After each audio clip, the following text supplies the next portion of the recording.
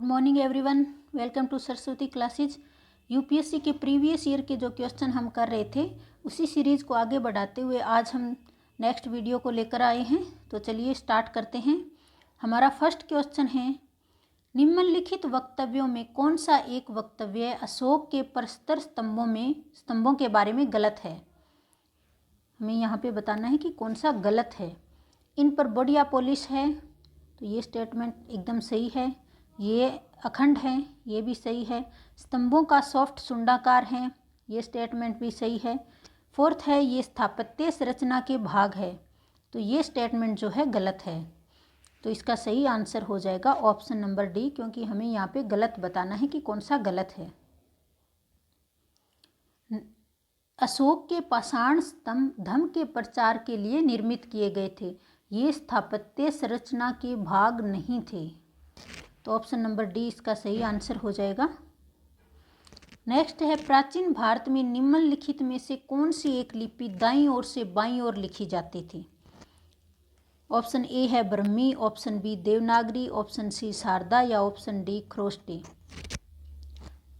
दाईं ओर से बाईं ओर जब हम लिखते हैं तो कैसे लिखते हैं, बाईं ओर से लेके दाईं तरफ। लेकिन ऐसी कौन सी लिपि थी जो दाईं ओर से बाईं ओर की तरफ लिखी जाती थी, तो वो है ऑप्शन नंबर डी यानी खरोष्टी लिपि। नेक्स्ट इसका एक्सप्लेनेशन देख लेते हैं।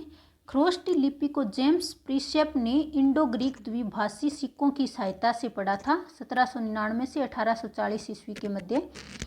इससे अशोक के अभिलेखों को पढ़ने की दिशा में कदम बढ़ाए गए जो खरोष्टी लिपि में लिखे गए एशिया महाद्वीप के उत्तर पश्चिम में स्थित थे। खरोष्टी लिपि दाईं ओर से बाईं ओर लिखी जाती थी, शेष लिपियां बाईं से दाईं ओर लिखी जाती हैं, और शारदा लिपि का विकास बर्मी से ही हुआ है। तो आप ये यहाँ पे ये भी याद रखेंगे कि बर्मी लिपि से कौन सी लिपि का विकास हुआ था, शारदा लिपि का। नेक्स्ट क्वेश्चन है, नचिकेता और यम के बीच सुप्रसिद्ध संवाद उल्लेखित है छांदोग्योपनिषद में, ऑप्शन बी है मुंडकोपनिषद में, ऑप्शन सी कंठोपनिषद में या ऑप्शन डी केनोपनिषद में। तो नचिकेता और यम के बीच जो सुप्रसिद्ध संवाद है वो उल्लेखित है कंठोपनिषद में। ऑप्शन नंबर सी इसका सही आंसर हो जाएगा। कंठोपनिषद में नचिकेता तथा यमराज, जो मृत्यु के देवता यमराज हैं, के बीच संवाद है। इसमें नचिकेता शिष्य हैं तथा यमराज गुरु थे। नेक्स्ट क्वेश्चन है, मिलिंद पन्हो राजा मिलिंद और किस बौद्ध भिक्षु के मध्य संवाद के रूप में है। ऑप्शन ए है Nagasena, option B Nagarjuna, option C Nagabhata या ऑप्शन डी कुमारिल भट्ट। तो राजा मिलिंद और कौन से बौद्ध भिक्षु हैं जिनके बीच में जो संवाद हुआ था उसे मिलिंद पन्हो में वर्णित किया गया है। तो इसका सही आंसर हो जाएगा ऑप्शन नंबर ए यानी नागसेन। मिलिंद पन्हो में इंडो ग्रीक राजा मिलिंद, जिन्हें मिनांडर भी कहते हैं, और बौद्ध भिक्षु नागसेन के बीच संवाद है, और यह पाली भाषा में लिखा गया एक ग्रंथ है। तो मिलिंद पन्हो को कौन सी भाषा में लिखा गया है, पाली भाषा में। नेक्स्ट क्वेश्चन है, निम्नलिखित में से किस एक राज्य देश में अशोक के व्यक्तिगत नाम का उल्लेख मिलता है। ऑप्शन ए है Kalsi, option B Rummindei, option C विशिष्ट कलिंग राज्यादेश या ऑप्शन डी मास्की।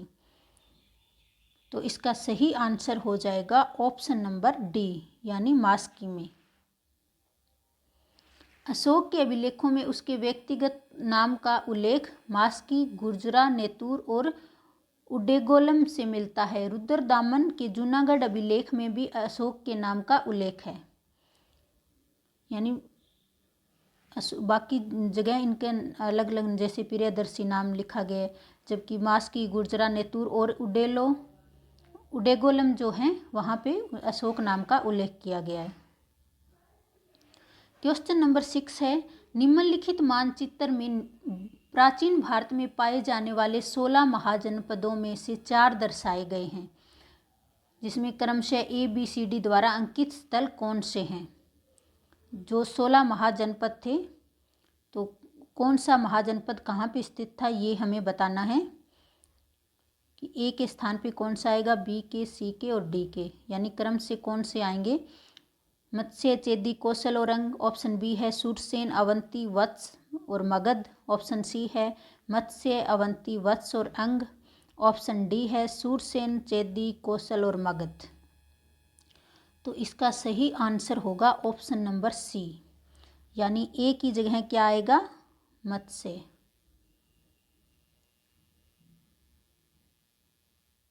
और बी की जगह यहाँ पे था अवंती। और ऑप्शन सी की जगह क्या आएगा, वत्स।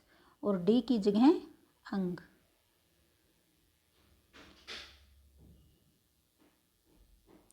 और गुजरात और मध्य प्रदेश के यहाँ बीच में कौन सा स्थित था, अवंती। तो इस प्रकार ऑप्शन नंबर सी इसका सही आंसर हो जाएगा। मानचित्र में क्रमशः ए, बी, सी, डी द्वारा अंकित है मत्स्य, अवंती, वत्स और अंग। आप सभी 16 के 16 महाजनपद को अच्छे से याद कर लेंगे। अगर आपको ज़रूरत है कि अलग से उसकी वीडियो बनाई जाए तो कमेंट बॉक्स में हमें बता दें, तो हम उसके महाजनपद के लिए भी एक अलग से वीडियो बना देंगे, जिसमें जो भी 16 महाजनपद हैं उनका अलग अलग अच्छे से उल्लेख किया जाएगा। तो चलिए नेक्स्ट क्वेश्चन को देख लेते हैं। महायान बौद्ध धर्म में बोधिसत्व अवलोकितेश्वर और को किस नाम से जानते हैं? बोधिसत्व और अवलोकितेश्वर को और किस नाम से जानते हैं? वर्जपाणी, मंजूश्री, पद्मपाणी या मैत्रेय? इन दोनों को और किस नाम से जानेंगे? तो इसका सही आंसर हो जाएगा पद्मपाणी। ये दोनों एक ही नाम है, बोधिसत्व, अवलोकितेश्वर, और इन्हें दूसरे नाम से भी जाना जाता है, पद्मपाणी। अवलोकितेश्वर बोधिसत्व है जो बौद्धों की कमी रूप थे। ये महायान शाखा के अत्यंत पूजनीय बोधिसत्वों में से थे। संस्कृत में अवलोकितेश्वर को पद्मपाणी, कमल धारण किए हुए इनको दिखाया गया है, अथवा लोकेश्वर, विश्व का स्वामी के रूप में इंगित किया गया है। क्वेश्चन नंबर 8 है, गुप्त शासकों द्वारा जारी किए गए चांदी के सिक्के कहलाते थे? रूपक, करशापण, दिनार या पण? गुप्त शासकों के द्वारा जो चांदी के सिक्के जारी किए गए थे उन्हें क्या कहा जाता था? तो इसका सही आंसर हो जाएगा ऑप्शन नंबर ए, यानी रूपक कहा जाता था। गुप्त शासकों द्वारा जारी किए गए चांदी के सिक्के रूपक थे। ये 32.36 ग्रेन के थे। गुप्त शासकों में सर्वप्रथम चंद्रगुप्त ने चांदी के सिक्के चलाए थे। दिनार सोने के और करशापण चांदी व तांबे तथा पषण तांबे का सिक्का था। यानी जो करशापण था वो चांदी व तांबे का मिक्स रूप था, और ये गुप्त पूर्व, और पण जो थे वो तांबे के सिक्के थे। और जो चांदी के सिक्के जारी किए गए थे उन्हें रूपक कहा जाता था। नेक्स्ट क्वेश्चन है, सूची 1 को सूची 2 से सुमेलित कीजिए और सूचियों के नीचे दिए हुए कूट का प्रयोग करते हुए सही उत्तर का चयन कीजिए। तो हमें बताना है कि कौन सा ग्रंथ जो है किसके द्वारा लिखा गया है। एक साइड में यहाँ ग्रंथ को लिखने वाले जो ग्रंथकार हैं उनका नाम दिया गया है, और दूसरी तरफ ग्रंथ लिखे गए हैं। तो हमें इसका सही से मिलान करना है। तो ऑप्शन ए में जो है वराहमिहिर ने किसकी रचना की थी? तो इसका सही आंसर होगा व्रत संहिता की। ठीक है। अब है विशाख दत्त। विशाख दत्त ने रचना की थी देवी चंद्रगुप्तम की। तो इसका ऑप्शन नंबर 4 हो जाएगा। अब है शूद्रक। शूद्रक ने लिखा था मृच्छकटिकम, और विल्हण के द्वारा लिखा गया था विक्रमाकंदेव चरित। तो इसका सही आंसर हो जाएगा क्वेश्चन नंबर 9 का ऑप्शन नंबर बी, इसका सही आंसर हो जाएगा। 3, 4, 2 और 5। लेखक एवं उनके ग्रंथ का सही सुमेलन इस प्रकार है। वराहमिहिर ने लिखा था वृहत संहिता और विशाख दत्त ने देवी चंद्रगुप्तम, शूद्रक ने मृच्छकटिकम और विल्हण ने विक्रमांकदेव चरित्रम। क्वेश्चन नंबर 10 है, निम्नलिखित में से कौन सा प्राचीन भारत में व्यापारियों का निगम था? ऑप्शन ए है चतुर्वेदी मंगलम, ऑप्शन बी परिषद, ऑप्शन सी अष्टदिग्गज या ऑप्शन डी मणिग्राम। तो इसका सही आंसर हो जाएगा ऑप्शन नंबर डी यानी मणिग्राम। प्राचीन भारत में व्यापारियों का निगम था। मणिग्राम पश्चिम चालुक्य शासकों के समय दक्षिण भारतीय व्यापारियों की एक प्रभावशाली गिल्ड थी। नेक्स्ट क्वेश्चन है, पुलकेशिन प्रथम बादामी शिलालेख शक वर्ष 465 का दिनांकित है। यदि इसे विक्रम संवत में दिनांकित करना हो तो वर्ष होगा। जो बादामी शिलालेख हैं उन्हें 400 उन पर क्या कौन सा अंकित है? शक वर्ष 465। अगर हमें उसे विक्रम संवत में लिखना हो तो कौन सा वर्ष लिखेंगे? तो इसका सही आंसर होगा ऑप्शन नंबर ए यानी 601। तो इसे कैसे लिखेंगे ये भी हम देख लेते हैं। शक संवत जो है 78 ईसा पूर्व में प्रारंभ हुआ था, जबकि विक्रम संवत 58 ईसा पूर्व में प्रारंभ हुआ। और अतः यदि हम विक्रम संवत से पुलकेशन प्रथम का बादामी अभिलेख बदलना चाहते हैं होगा तो 465 में इसको 78 और 58 को मिला देंगे तो क्या हो जाएगा, जोड़ कर देंगे तो 401 विक्रम संवत आ जाएगा। नेक्स्ट क्वेश्चन है, यूनानी कुषाण एवं शकों में से कई ने हिंदू धर्म के स्थान पर बौद्ध धर्म को अपनाया। जो यूनानी थे, कुषाण एवं शक थे, उनमें से कईयों ने हिंदू धर्म को छोड़कर बौद्ध धर्म अपना लिया। तो क्यों अपनाया था, इसका कारण क्या था, ये हमें बताना है। तो 4 ऑप्शन दिए गए हैं, कौन सा इसमें से सही है? ऑप्शन ए है बौद्ध धर्म का उस समय प्रभुत्व था, उन्होंने युद्ध और हिंसा की नीति का परित्याग कर दिया था, जाति प्रथा से अभिभूत हिंदू धर्म की ओर वे आकर्षित नहीं हुए। ऑप्शन डी है बौद्ध धर्म के माध्यम से भारतीय समाज तक पहुंच अधिक आसान था। तो इसका सही आंसर हो जाएगा ऑप्शन नंबर सी यानी जाति प्रथा से अभिभूत हिंदू धर्म की ओर वे आकर्षित नहीं हुए थे। क्योंकि उस समय क्या था कि जो हिंदू धर्म था उसमें जात पात का बहुत ज़्यादा बोलचाल था। तो इसीलिए हिंदू धर्म को छोड़कर इन्होंने बौद्ध धर्म को अपनाया था।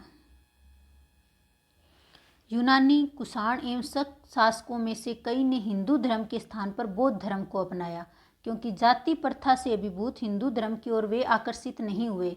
हिंदू धर्म में उस समय कई प्रकार की सामाजिक एवं धार्मिक कुरीतियां आ गई थी। इसके विपरीत हिंदू धर्म की उदारता एवं प्रगतिशीलता से वे काफ़ी प्रभावित एवं आकर्षित हुए थे। नेक्स्ट क्वेश्चन है, अशोक के जो प्रमुख शिलालेख संगम राज्य के विषय में हमें बताते हैं उनमें सम्मिलित है, यानी कौन कौन से अभिलेख जो हैं अशोक के संगम राज्य के विषय में बताते हैं उनके बारे में हमें बताना है। पहला और 10वां शिलालेख, पहला और 11वां शिलालेख, दूसरा और 13वां शिलालेख या दूसरा और 14वां शिलालेख। तो कौन से शिलालेख संगम राज्य के विषय में बताते हैं, इसका सही आंसर हो जाएगा ऑप्शन नंबर सी यानी दूसरा और 13वां शिलालेख। अशोक के दूसरे एवं 13वें शिलालेख में हमें संगम राज्य, चोल, चेर और पांड्य एवं सत्यपुत्र की जानकारी मिलती है। पहले अभिलेख में पशु बलि की निंदा, 10वें में ख्याति व गौरव की निंदा, 11वें में धर्म की नीति की व्याख्या तथा 14वें में जनता को धार्मिक जीवन जीने के लिए प्रेरित करने का उल्लेख है। तो ऑप्शन नंबर सी इसका सही आंसर हो जाएगा। नेक्स्ट क्वेश्चन है, निम्नलिखित युग्मों में से सही सुमेलित है। तो इसमें से कौन कौन सा सही सुमेलित है हमें बताना है। एक तरफ ये ग्रंथ लिखे गए हैं, दूसरी तरफ उनके जो है लेखक, तो हमें बताना है कि कौन सा इसमें से सही है।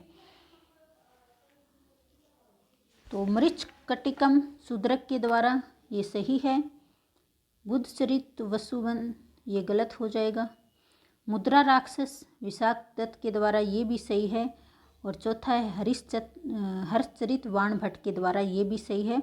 तो दूसरा इसमें से गलत है, तो ये भी गलत हो जाएगा और ये भी गलत हो जाएगा। तो कौन सा सही है? ऑप्शन नंबर बी, क्योंकि तीसरा इसमें सही है। 1, 3 और 4 इसका सही आंसर आ जाएगा। मृच्छकटिगम के रचयिता शूद्रक, मुद्रा राक्षस के रचयिता विशाख दत्त, हर्षचरित के रचयिता बाण भट्ट थे, और जो बुद्ध चरित है नामक ग्रंथ की रचना किसने की थी? अशव घोष ने। जबकि यहाँ पे क्या दिया गया है? यहाँ पे दिया गया है वसुबंधु, जो कि गलत है। इसका सही आंसर अशव घोष आएगा। नेक्स्ट क्वेश्चन है, भारत में निम्नलिखित के आने का सही कालानुक्रम क्या है?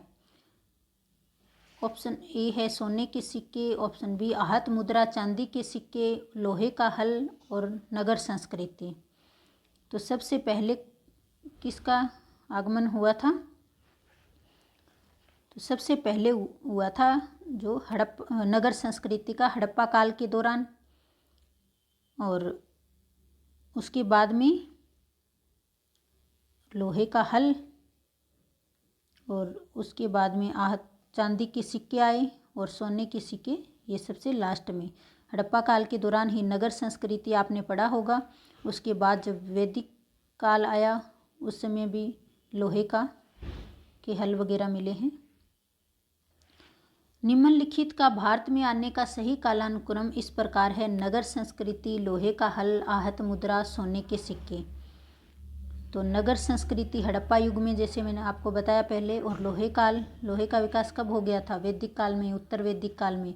और आहत मुद्रा चांदी के सिक्के बुद्ध के युग में, और सोने के सिक्के मौर्योत्तर युग में हुए थे।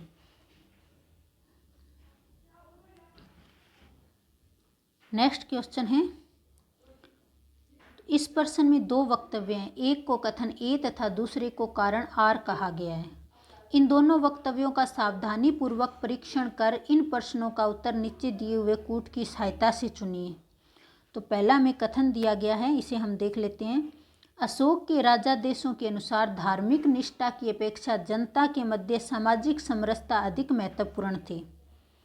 और कारण इसका बताया गया है क्योंकि उसने धर्म संवर्धन के स्थान पर समदृष्टि के विचारों का प्रसार किया था। तो इसका सही आंसर क्या हो जाएगा? तो पहले हम देख लेते हैं कि अशोक के राजादेशों के अनुसार धार्मिक निष्ठा की अपेक्षा जनता के मध्य सामाजिक समरसता अधिक महत्वपूर्ण थी।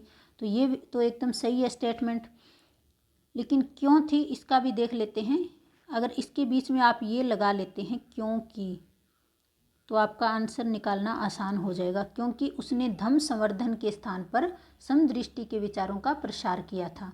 और तो ये भी स्टेटमेंट सही है। तो इसका सही आंसर हो जाएगा ऑप्शन नंबर ए, यानी ए और आर जो है दोनों सही है, और आर जो है ए का सही स्पष्टीकरण है, क्योंकि इसी वजह से ये हुआ था।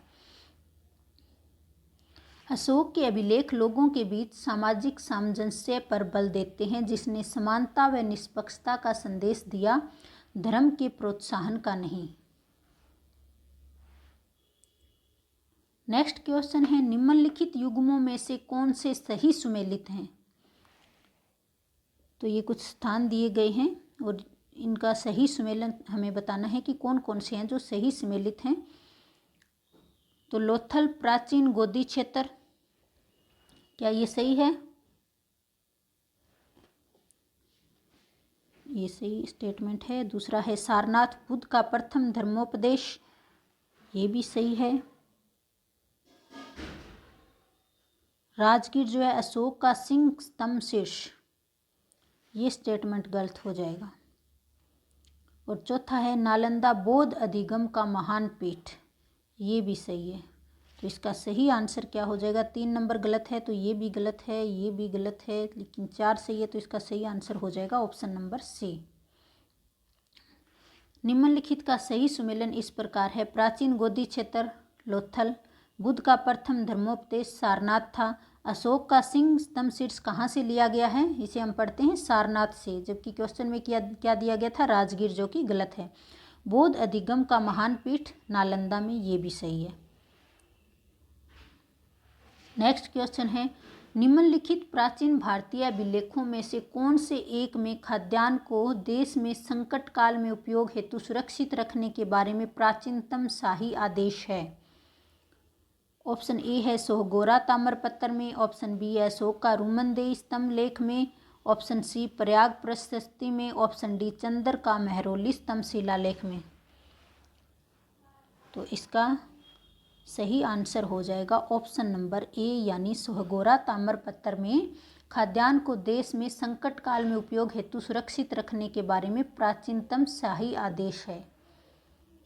सोहगोरा में जो ताम्रपत्र मिला है उस पर ये उल्लेख किया गया है कि खाद्यान्न को सुरक्षित रखा जाए देश में जब संकट काल आता है उस समय के लिए। अशोक के सोहगोरा तथा महास्थान अभिलेखों से पता चला है कि अकाल के संकट के समय राज्य कोषागार से अन्न वितरण किया गया। नेक्स्ट क्वेश्चन है अष्टांग मार्ग की संकल्पना अंग है।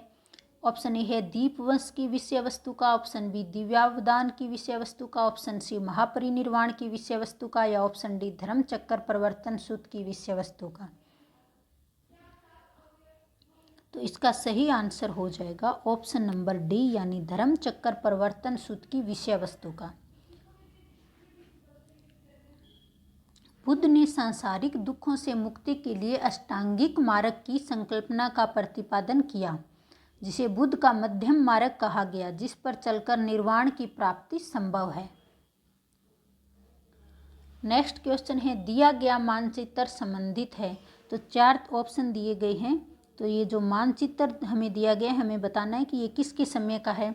कनिष्क से उसकी मृत्यु के समय का, ऑप्शन बी समुद्रगुप्त से उसके दक्षिण भारत अभियान के उपरांत का, अशोक से उसके शासनकाल के अंतिम समय का, और ऑप्शन डी है हर्ष के राज्यारोहण के अवसर पर थानेश्वर के साम्राज्य से। तो इसका सही आंसर हो जाएगा ऑप्शन नंबर सी यानी अशोक से उसके शासनकाल के अंतिम समय का। जब अशोक का शासन अंतिम समय में था उस समय उसका इतने भारत पे जो है उसका शासन था। तो ये मानचित्र हमें दिखाया गया है। दिया गया नक्शा जो है अशोक के शासन के अंतिम समय से संबंधित है। अशोक महान 304 से 232 ईसा पूर्व मौर्य राजवंश का भारतीय राज्य था। उसने लगभग संपूर्ण भारतीय उपमहाद्वीप पर 269 से 232 ईसा पूर्व तक शासन किया। उसका शासन विस्तार वर्तमान में पाकिस्तान तक, पश्चिम में अफगानिस्तान तक और वर्तमान बांग्लादेश तक तथा पूर्व में भारतीय राज्य असम तक तथा दक्षिण में केरल तथा आंध्र प्रदेश तक था। तो आज की वीडियो हमारी यहीं पे समाप्त होती है। वीडियो आपको कैसी लगी है हमें कमेंट करके ज़रूर बताएं। नेक्स्ट वीडियो में फिर मिलेंगे, तब तक के लिए धन्यवाद।